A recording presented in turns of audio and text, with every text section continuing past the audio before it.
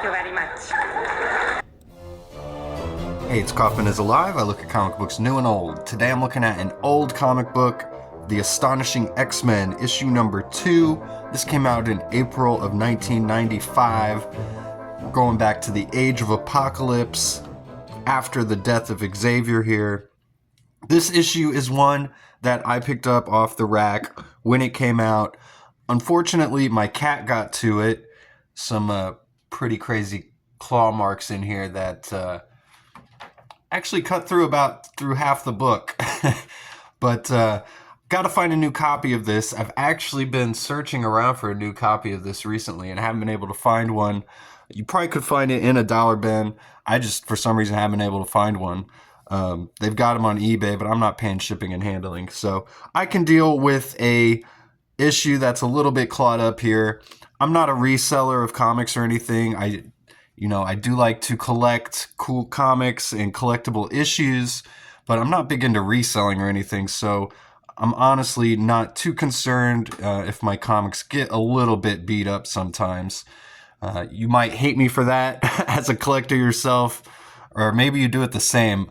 I don't know. Let me know in the comments. I feel like if you're not really into reselling comics, it doesn't really matter what condition they're in, right? They're your comics. So that's kind of how I feel. But again, I am looking for a new copy of this so I can get a good clean copy of this issue, because this is one of my favorite issues. I've read it a million times. So Joe Madureira is doing the artwork here. This is really where he made his name, I feel like, on the Age of Apocalypse series. He did do some work at Image before. I got this Vanguard issue 3 that he does all the artwork for, where we got Vanguard battling Savage Dragon. This cover always reminded me of this cover. It's kind of similar. We just got lots of big fists and these huge, exaggerated muscle men, you know. We got Holocaust here on the cover, battling Sabretooth. Blink down there, kneeling down in the flames. Blink, a very anime-inspired character, I feel like. Joe Madureira really bringing that Japan style to Marvel Comics that a lot of those early Image creators were doing. I feel like if you go back and look at a lot of Jim Lee or Eric Larson or Rob Liefeld's stuff, they've got a lot of manga influences in their work. And I've covered X-Men Chronicles issue number 1 a couple days ago, which was Age of Apocalypse. It was the origin of Magneto's X-Men. And I wanted to cover that before I got to this issue because that kind of tells this, again, the origin of the X-Men. It shows Sabretooth actually was a part of Apocalypse's crew originally before he got left behind, and then he joins the X-Men. And we see Holocaust before he was known as Holocaust. He was known as Nemesis, and he broke into the X-Men's base on Wundagore Mountain and killed the Scarlet Witch in front of Rogue. So I wanted to cover that issue before I got to this one. So go watch that video if you haven't yet, because it fills in some things. And I still haven't really decided how I'm going to cover all these Age of Apocalypse comics. I'm doing this because it's been 30 years since the Age of Apocalypse this month. So I wanted to try and start covering all these issues because I've got all of them. But again, I'm not sure how I'm going to do it yet.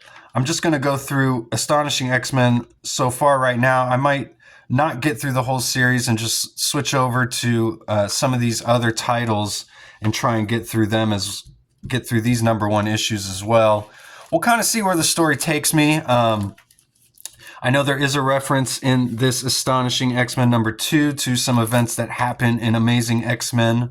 So I might have to cover this one next just so we can kind of get caught up and see where it takes us. I do kind of want to get to Gambit and the Externals as well.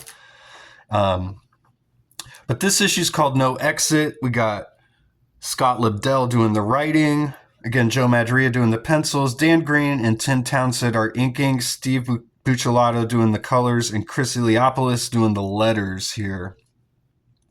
And we've got all of Apocalypse's Sentinels attacking Chicago. And the X-Men are trying to save as many people as they can.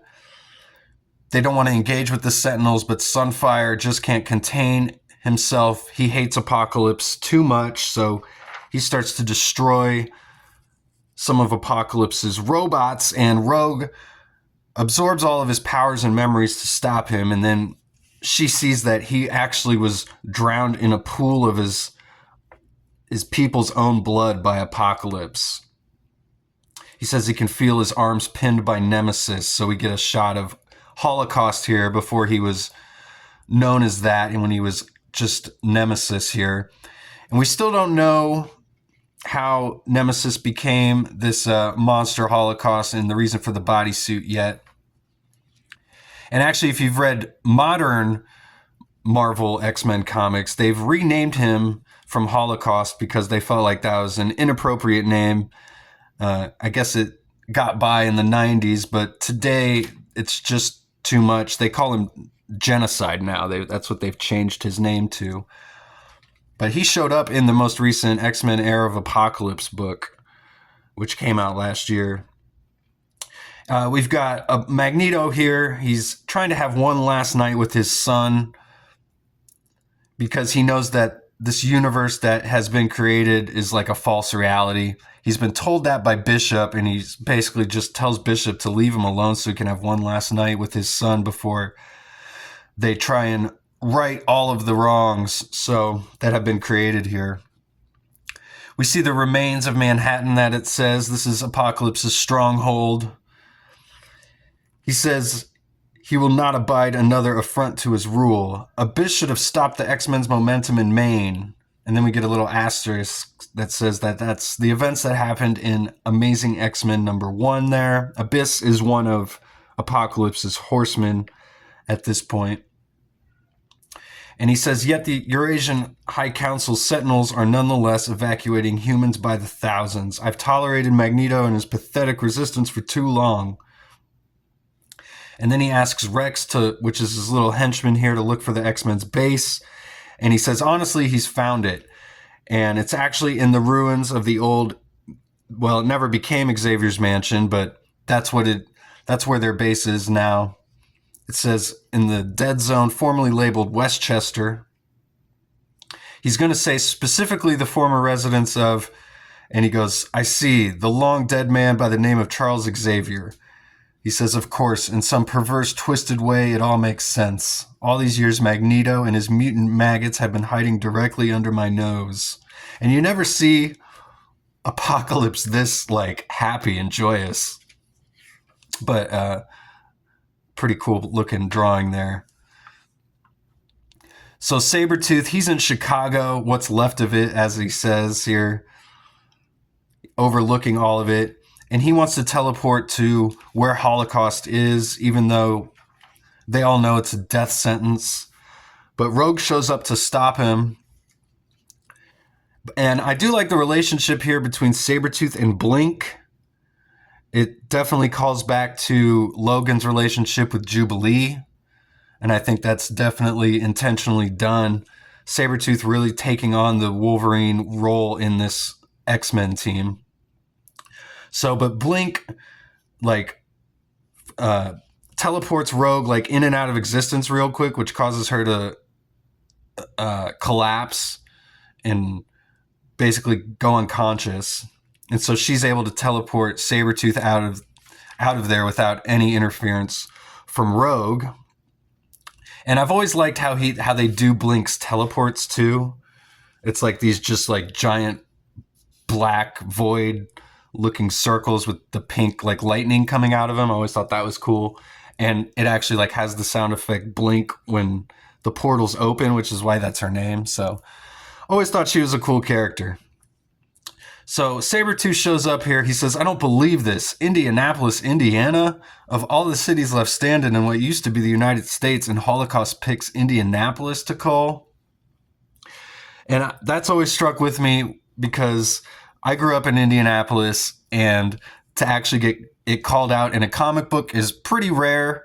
You know, most comic books take place in New York City or Chicago or Los Angeles or some other big city, you don't usually get a call to your hometown. And so this has always stuck with me here. And I've always loved this drawing of Sabretooth. He's got his pet wild child over his shoulder there, big giant arm.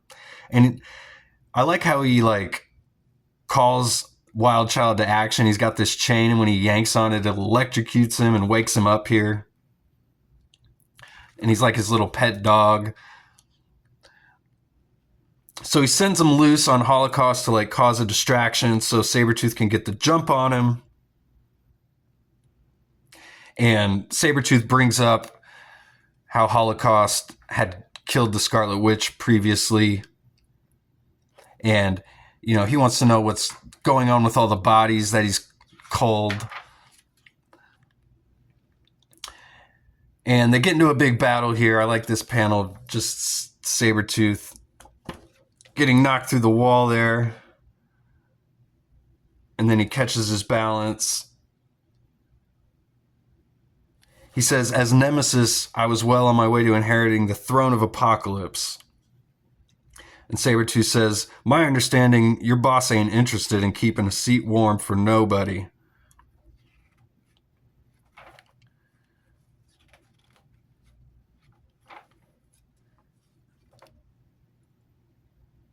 And he says, you want to fully appreciate the irony of it all? I was originally content to merely be a nemesis, an adversary, a source of irritation, until Magneto felt the need to ruin me as revenge for some imagined slight. He says, imagine slight, you killed his daughter. And we see that happened in X-Men Chronicles #1, which again I already covered. And he says, but she was the first to die at my hands. He should have considered that an honor. And then Sabretooth lunges at Holocaust after some threats